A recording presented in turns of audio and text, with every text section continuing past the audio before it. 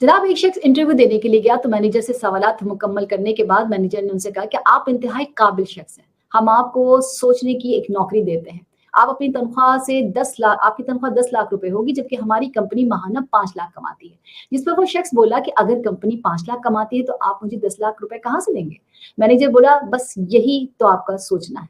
बहरहाल अगर हम बात करते हैं तो 14,000 इस वक्त के बजट की अगर हम बात करते हैं तो 14,460 अरब का बजट रखा गया है जिसमें इनकम सिर्फ 7,536 होगी और 6,924 अरब आएंगे कहाँ से?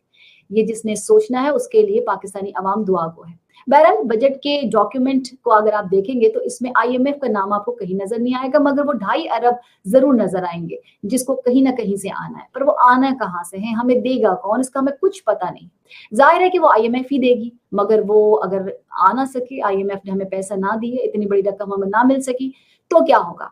तो जनाब इसहाक डार ने आईएमएफ से रकम ना मिलने पर प्लान बी पर अमल करने का अंदिया जरूर दिया लेकिन प्लान बी बताया नहीं। लेकिन शहबाज शरीफ साहब ने आईएमएफ से मुआहदा जो है उसे ना होने की सूरत में शहबाज शरीफ ने प्लान बी बता जरूर दिया। शहबाज शरीफ साहब कहते हैं कि मैं कौम से खिताब करूंगा और कौम को बताएंगे कि कौम हर तरह की मुश्किल फैसले के लिए तैयार है। यानी उनकी काबीना जो है वो मुश्किल फैसले के लिए तैयार नहीं होगी, इस बार भी अवामी मुश्किल फैसलों के लिए तैयार हो जाए। यकीन जानिए पूरे साल की कटौतियां और फिर पूरा साल जो है वो दूसरों से लोन लेना जिसके नतीजे में मिनी बजट भी आते रहते हैं।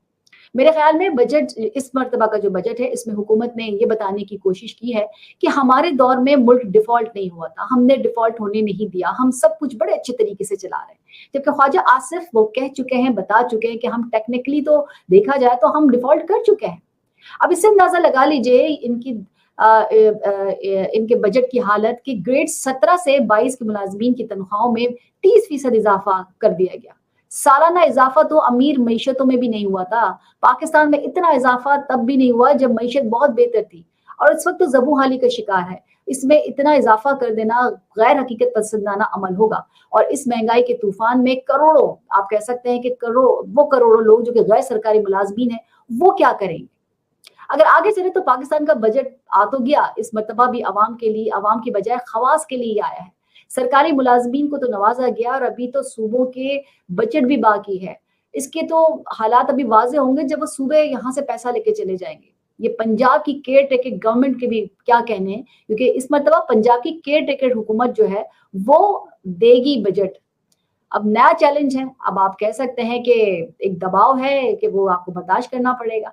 यानी ये कि पंजाब की केयरटेकर हुकूमत जो है, जिनके लिए चैनल्स पर दबाव ये भी है कि उनके साथ केयरटेकर का लफ्ज़ इस्तेमाल ना किया जाए, उनके मुँह से पंजाब असेंबली का बजट देना कैसा लगेगा? अब आप बताइए कि वो केयरटेकर गवर्नमेंट है जिसका काम सिर्फ छोटे से छोटा काम करना होता है, लेकिन वो अब यहाँ बैठकर पंजाब असेंबली का बजट भी बनाएगी और बजट देगी।